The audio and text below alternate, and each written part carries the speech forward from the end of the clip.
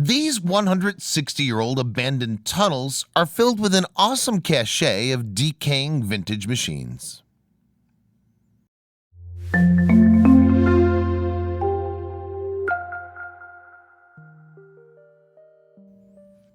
Beneath the bustling Italian port of Naples, an underground city lurks in the darkness.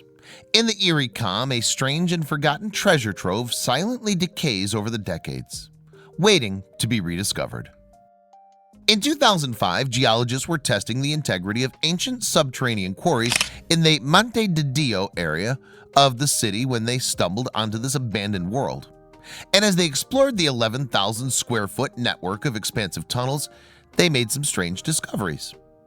Many major cities sit on top of a hidden subterranean world, networks of tunnels, catacombs, and caves that hide all manner of secrets and histories. Paris in France has its ossuaries, full of bones. Edinburgh in Scotland has its bricked up and built upon plague-ridden streets. Seattle in Washington has its fire-ravaged underground city. And with a history stretching back more than 3,000 years, Naples also has its fair share of buried treasure. Indeed, its denizens are well used to stumbling across Roman artifacts and ancient infrastructure. But this was different. This underground structure, known as the Bourbon Tunnel or Galleria Bourbonica, wasn't in fact Roman, and the stunning treasures it contains are from a much more recent period. The tunnels had been built in the 19th century, near Piazza del Plebiscito and the Royal Palace in central Naples. But in the 20th century, as the city expanded and space ran out, they were used as a dumping ground by locals. But that doesn't quite explain the staggering haul of treasure hidden within the extraordinary Bourbon Tunnel.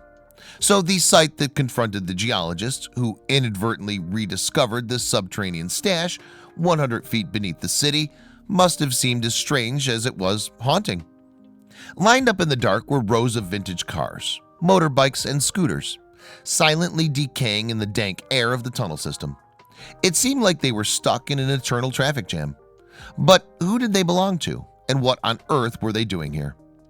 The story begins in the mid-19th century, when the tunnel network was conceived. Political upheaval raged across Europe during the age of Napoleon.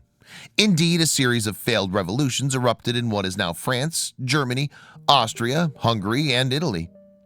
And in 1853, the ruler of much of what is now Italy, Ferdinand II of Bourbon, had recently regained his throne after an uprising. However, he was fearful of another one. So the ruler of the Kingdom of the Two Sicilies commissioned architect Enrico Alvino to build him a subterranean escape route from his royal palace. Not only that, but he wanted the tunnels to allow troops, including horses, to reach the palace from the barracks at nearby Via Morelli. However, within 6 years, Ferdinand II was dead, and the 1,740-foot network of grand passageways and caverns was abandoned. It was several decades later then, during a new period of upheaval in Europe, that the tunnels would serve a new purpose for a new ruler. In Benito Mussolini's fascist regime, which extended from 1921 to 1943, law and order was a key concern. As such, the assets of criminals, which sometimes included vehicles, were confiscated. But in crowded 1930s Naples, space was at a premium. So the government began using the passageways to store the cars, vans, and bikes we see here today. The story of the tunnels doesn't end there, though. During the Second World War, the subterranean network was used by locals as an air raid shelter and infirmary. Some whose homes had been destroyed were forced to live in the tunnels full-time.